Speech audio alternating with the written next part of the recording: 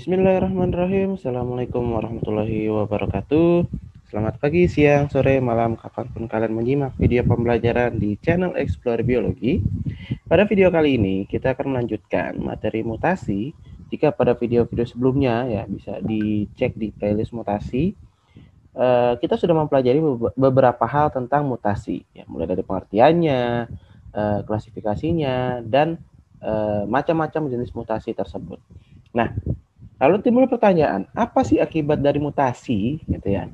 Nah, pada video kali ini kita akan mempelajari beberapa akibat dari terjadinya mutasi tersebut.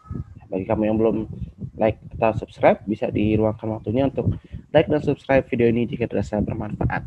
Oke, kita masuk ke kelainan akibat mutasi.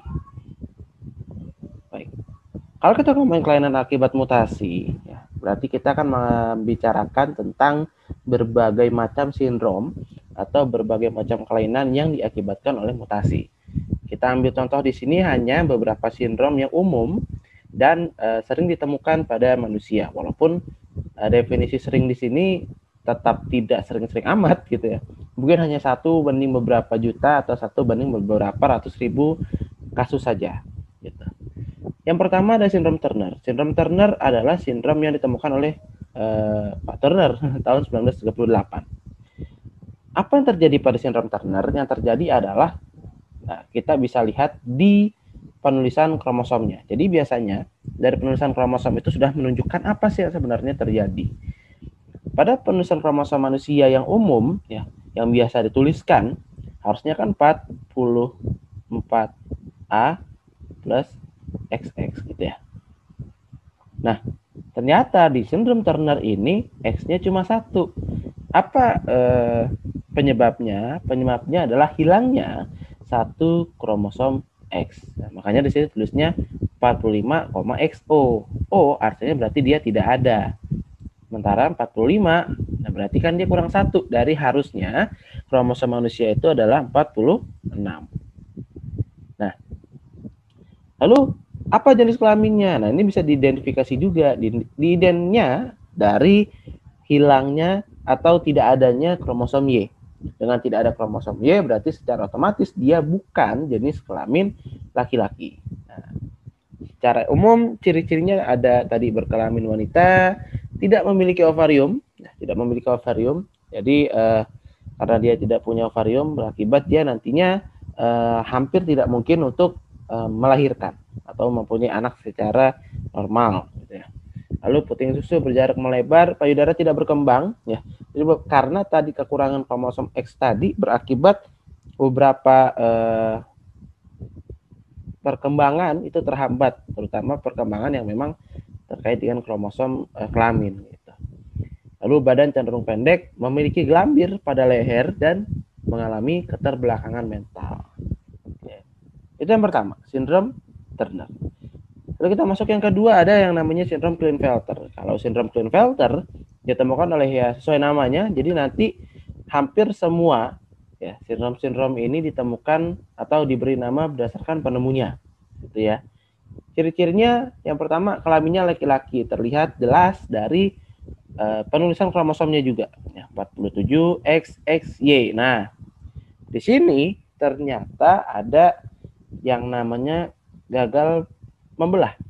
Jadi harusnya dia membelah, tapi enggak, akhirnya ya kebawa sampai akhir ke XXY. Nah, ciri-ciri tadi yang pertama, kelamin laki-laki karena dia punya kromosom Y, tapi cenderung bersifat kewanitaan. Karena X-nya ada 2 juga, jadi kayak ada sebuah sifat yang berkontradiksi atau berlawanan, ya. Secara fisik dia laki-laki, tapi secara sifat ya mungkin dia cenderung bersifat kewanitaan. Gitu. Lalu testis mengecil dan mandul. Nah, mandul ini berarti apakah dia bisa memproduksi sperma? Masih bisa. Tapi sperma tersebut tidak dapat membuahi sel telur, gitu ya. Kalau bahasa lainnya dalam mandul itu steril. Nah, lalu tubuh cenderung tinggi, dada sempit, panggul lebar, dan keterbelakangan mental juga. Seperti itu. Baru 2, kita lanjut, masih ada. Yang ketiga adalah sindrom XXX atau wanita super. Apa yang membuat dia super? Yang membuat dia super adalah karena kelebihan kromosom X. Jadi seakan-akan X-nya itu banyak. Ya karena kromosom X-nya berlebih, jadi dibilang super. Apa yang terjadi di sini? Yang terjadi di sini adalah ada yang namanya non-disjunction.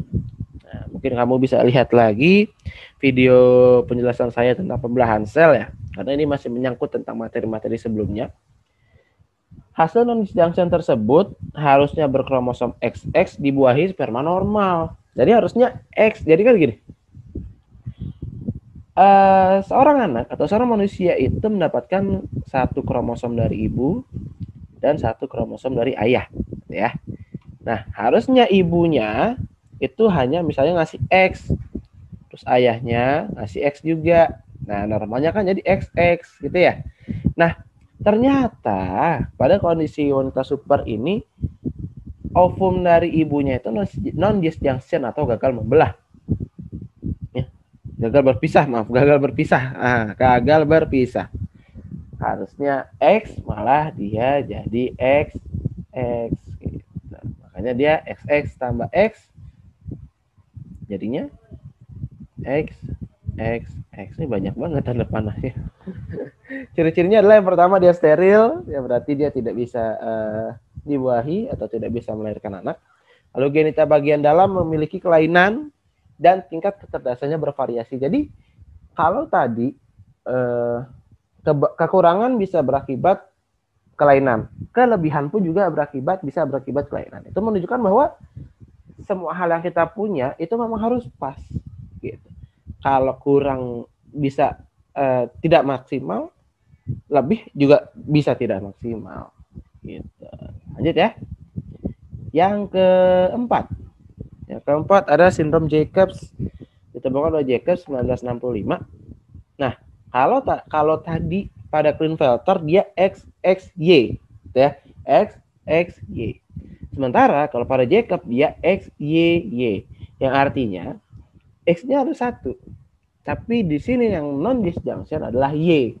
Dan yang gagal berpisah di sini adalah non-disjunction dari ayah. Karena ingat, yang punya kromosom Y hanya laki-laki, perempuan tidak punya. Sehingga otomatis pasti kromosom Y itu adalah dari ayah. Ibu tidak bisa mewariskan kromosom Y. Ciri-cirinya adalah yang pertama, pria bertubuh normal. Yang kedua, antisosial, perilaku kasar dan agresif, wajah menakutkan, memperlihatkan watak kriminal, dan IQ-nya cenderung di bawah normal. Tapi walaupun mungkin kalau kamu membaca beberapa literatur, ciri-ciri ini kalau ini karena untuk sindrom Jacobs ini nanti ada beberapa update, cuma saya belum terlalu membaca juga. Jika kamu punya info terbaru bisa ditambahkan di kolom komentar. Oke? Kita lanjut. Yang selanjutnya ada sindrom Patau. Sindrom Patau. Kalau sindrom Patau ini kondisi di mana ada yang namanya trisomi. Ya, trisomi artinya adalah dia harusnya kromosom manusia itu hanya 2. Nah, satu pasang itu 2. Kan gini ya. Nah, gini ya. Kiranya seperti itu.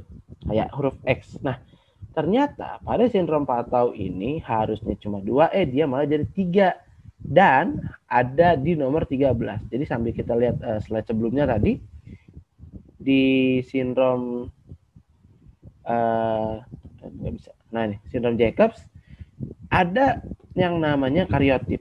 Nah, ingat materi genetika yang lalu, kariotip itu adalah sebuah gambaran bahwa bagaimana kromosom itu pada manusia. Dan itu ada nomor-nomornya. Kelainan pada masing-masing nomor ini 1, 2, dan 3 dan sekian seterusnya. Perbedaannya setiap nomor berbeda itu bisa mengakibatkan sindrom yang berbeda-beda. Misalnya kalau di tadi siapa namanya? Patau dia trisomi nomor 13 ya, berarti yang lainnya hanya nomor 13, tapi nomor yang lain normal. Begitu pula dengan kromosom kelaminnya. Ini kromosom kelaminnya bisa laki-laki ataupun bisa perempuan. Akibatnya lebih kepada tubuh. Itu bukan kelamin. Kalau tadi kan bisa berakibat sampai steril atau tidak bisa membuahi, kelainan genitalia gitu ya. Kalau untuk patau ini lebih ke kelainan pada tubuh seperti kepala dan mata kecil, bibirnya sumbing gitu kan, tuli, lalu polidaktili bisa dilihat dari gambar di sebelah kiri ya, yang gambar bayi tersebut mengepal tangan, kepalan tangannya ya. Di situ terlihat bahwa ada jari berlebih. Kalau di situ kan sekitar 6 atau 7 gitu ya. Sedangkan pada manusia normal hanya 5. Lalu ada kelainan otak, jantung, dan ginjal, keterbelakangan mental, serta umumnya penderita meninggal pada usia kurang dari 1 tahun. Pak, berarti sebelum 1 tahun mereka sudah meninggal? Umumnya iya. Tapi ada beberapa kasus memang bisa lebih lama dari segitu. Ya, bisa beberapa tahun kemudian. Ya, karena untuk masalah hidup dan mati itu kan urusan Tuhan ya. Kita sebagai manusia hanya bisa berikhtiar atau berusaha. Oke, kita lanjut. Ada sindrom Edward.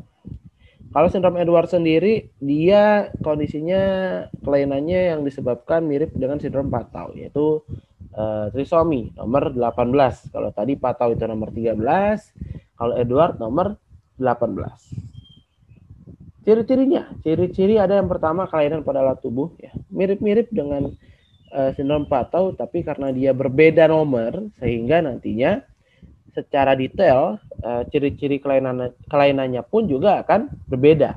Gitu. Kelainan pada alat tubuh, kepala panjang, bentuk mukanya khas, ya. Jadi kalau para dokter itu sudah tahu nih, dilihat dari mukanya aja, oh ini sindrom Edward, ya kayak gitu.